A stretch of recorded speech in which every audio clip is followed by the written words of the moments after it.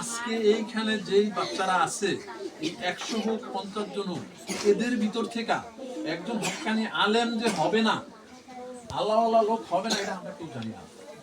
আল্লাহ পাক কবুল করে নিলে একদম হইতে পারে।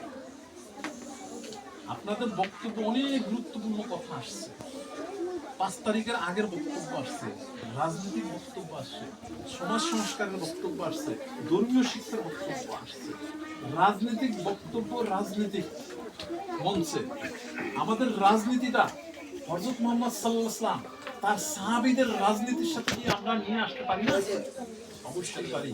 আমরা একটা মুসলিম রাষ্ট্রে বসবাস করতেছি।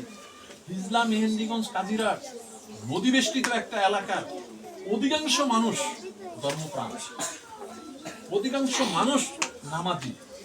আমি এই যে মসজিদগুলো করছি, ওদের কিছু মামলা আমার কাছে আসছে, আসার পরে আমি মামলাগুলো সলভ করে দিছি, দেওয়ার পরে আমাকে বলছে যে আপনাকে কি দিতে হবে, আপনার ফি কত? আমি বলছি যে আমার হাদিয়া দরকার নেই, আমাকে অফিসিয়াল যে খরচটা সেটা দিবেন। হাদিয়া হলো আমার নদীর এলাকার মানুষগুলো অনেক ধর্মপ্রিয়, এদেরকে কিছু ধর্মীয় কাজ করিয়া দেয়। আলহামদুলিল্লাহ তারা সে মোতাবেক দিচ্ছে। মাঝখানে একটু বিরতি হয়েছে, আমাদের এই অঞ্চলের কিছু মানুষ প্রতিবন্ধকতা সৃষ্টি করছে, যার জন্য মসজিদগুলো একটু ব্যক্ততায় করছে। ইতিমধ্যে যদি আমার চলমান থাকতো, আমি সকালে মসজিদ মাদ্রাসা আনতে পারতাম।